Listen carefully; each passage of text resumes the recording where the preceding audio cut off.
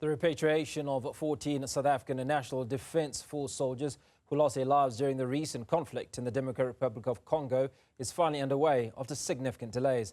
Their remains are now being transported to the United Nations logistics base in Entebbe, Uganda, before being flown back to South Africa, Malawi and Tanzania.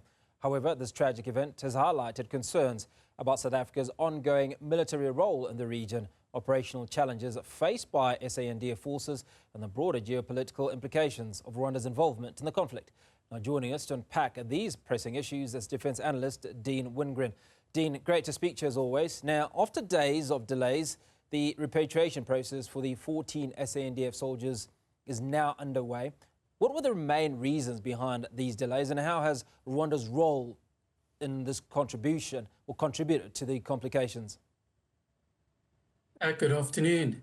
Yes, there's been quite an extraordinary delay in the repatriation of the fallen South African soldiers. The Chief of the Defence Force, General Makwanya, mentioned in parliamentary briefing last week that they would be coming last Wednesday. And it appears that there's just been one delay after the next.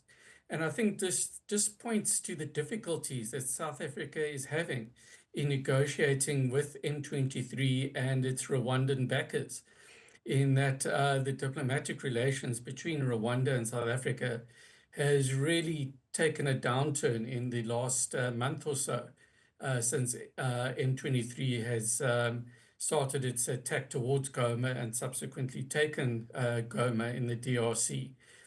And the South Africans are fear they're being squeezed by Rwanda, who's now in a very strong position because the South African soldiers in Goma and nearby Sake are surrounded, and they're under the control of the rebel groups and Rwanda.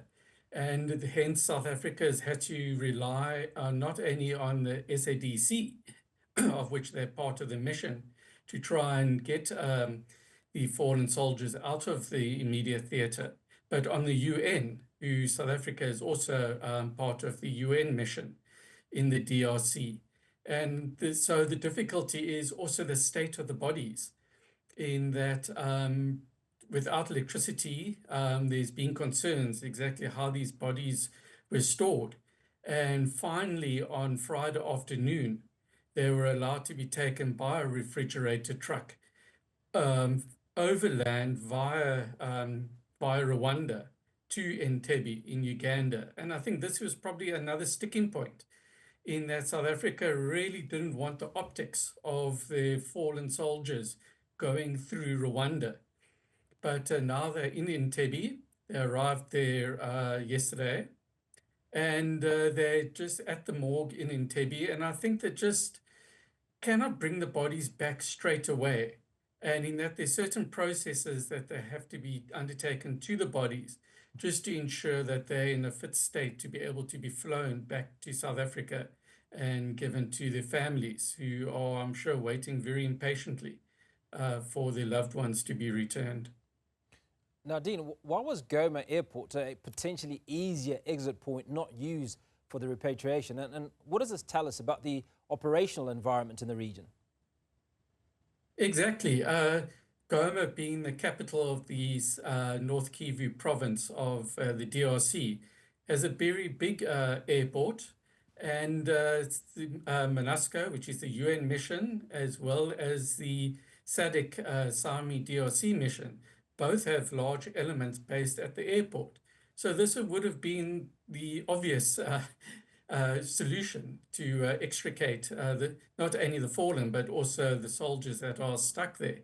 And it just once again shows you the control that Rwanda and M23 have over South Africa, SADC, and the UN, in the sense that, yes, the runway might have been slightly damaged.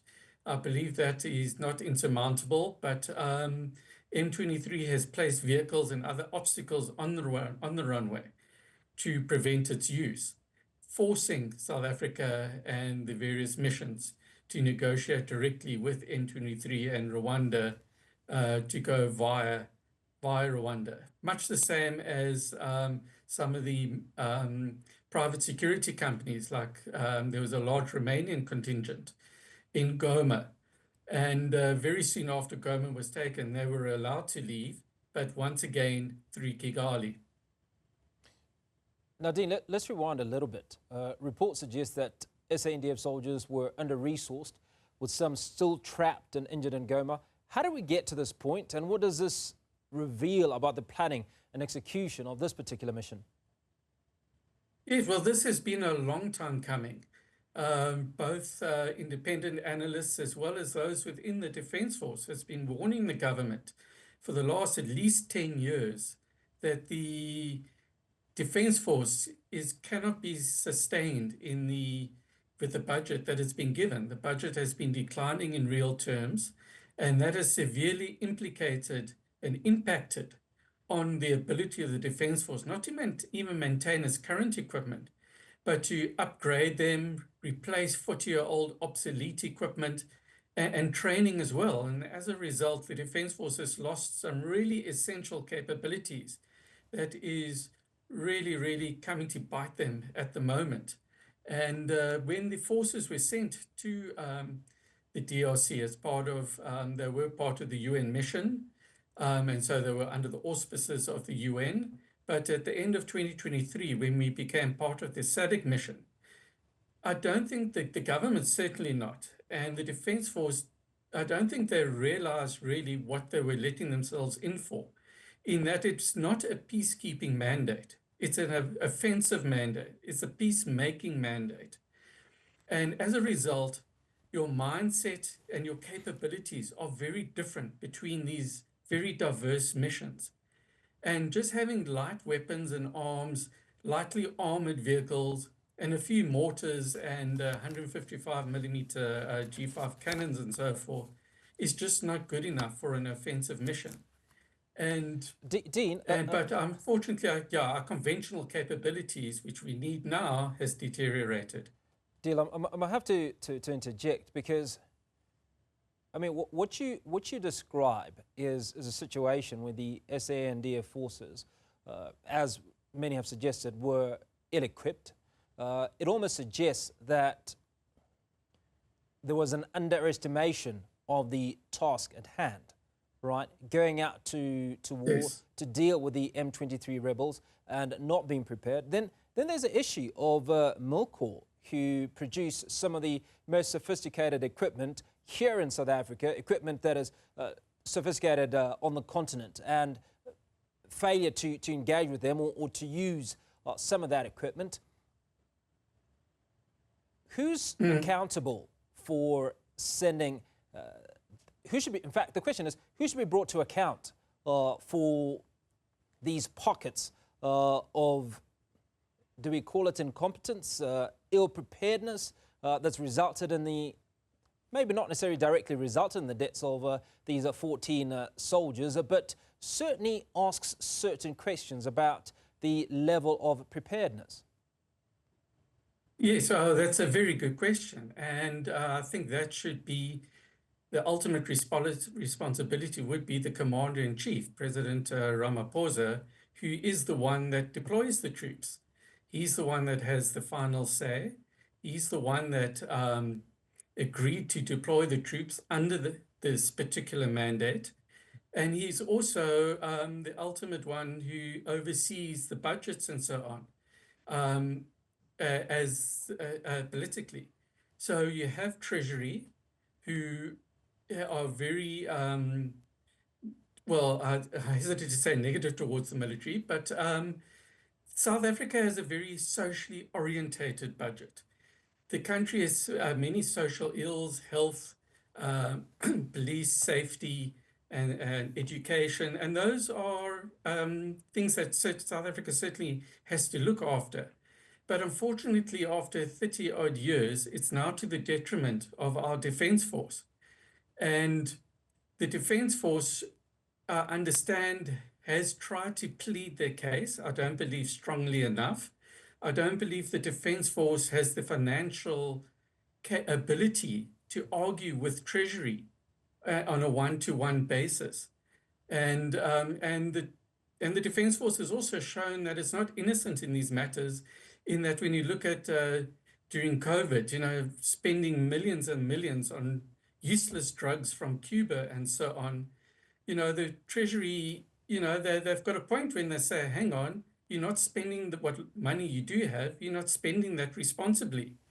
So it's not just, I don't believe it's just one person who can be blamed, but it certainly can be spread around. And the Defense Force as well, the senior generals also have a responsibility to advise the President and the Department of Defense exactly what they can and cannot do. And but there's only so far that they can go before it becomes a very career-limiting experience. But yes, it's unfortunately, we've been so used to peacekeeping, that it's kind of crept up on us that, this is not a peacekeeping mission, and you have to have full support of offensive and heavy weapons. And now trying to reinforce our soldiers in the DRC, we suddenly see the problems that we're hitting against, in that our aircraft, are they suitably equipped? Are the pilots and ground crew suitably trained? Do we have the correct ammunition and missiles? Because you cannot buy weapons and just expect them to sit on a shelf indefinitely. They've got a certain shelf life. And if you don't use them, and if you don't replace them, when you do need them, they might not be suitable, as well as the type of weapons. This Rwanda has surface-to-air missiles in the area. You need standoff weapons. You need air cargo transport and logistics capabilities, which we really rely on outside charter companies for that. And of course, they've got their own insurance and other limitations. And that is why it's so important for a country to have its own inherent transport and logistics. So they can go where they need to go, and not where, a civilian company says they can go. Now, Dean, the conversation has shifted to involve the Eastern and Southern African regional blocs. Last couple of days, conversations have been had between the various parties. Just how much information do you have about what's come out of there? I know that there's been a measure of finger pointing. Rwanda has been called out for its alleged support of the M23 rebels, which they continue to deny. Some parties, some sources have advocated for the M23 rebels to be a part of those conversations. Yes, well, the DRC is in quite a unique position, in that they're a member of both the East African and the Southern African communities. So they've got a foot in both camps, whereas Rwanda has very strong relationships with countries in the East African community and within some of the Southern African community countries, whereas South Africa, is part of SADC. So we had this meeting on Friday, and then of the foreign ministers, and then another joint meeting yesterday of the presidents and prime ministers of the two communities. And yes, it's quite interesting in that President Paul Kagame of Rwanda was present. President Tshisekedi of the DRC was also present, although virtually. And so it's good to see at least there is some talk. But unfortunately, that's all it was. It was very much talk.